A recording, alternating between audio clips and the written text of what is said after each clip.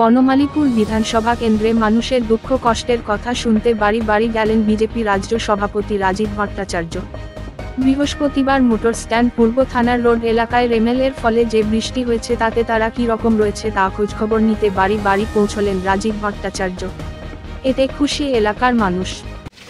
দেখুন, এটা আমাদের পরম্পরা যে আমরা নয় বনমালীপুরের মানুষ কীরকম আছেন, এবং সদ্য আপনারা জানেন যে রেমেলের যে বৃষ্টিপাত হয়েছে, তো বিশেষ করে এই বনমালীপুর এলাকায় আমরা সবাই জানি যে জলমগ্ন হয়।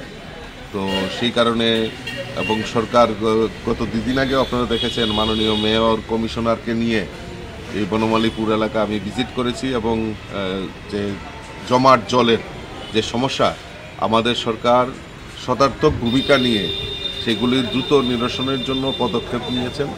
এবং আগে যেভাবে ঘন্টার পর ঘন্টা জল, দিনের পর দিন জল দাঁড়িয়ে থাকতো, কিন্তু এখন আমাদের সরকারের সদিচ্ছার ফলে যে কিছুক্ষণের মধ্যে এই জল নিষ্কাশনের ব্যবস্থা এরকম করে দেওয়া হয়েছে যাতে জল যাতে এক জায়গাতে না দাঁড়ায়।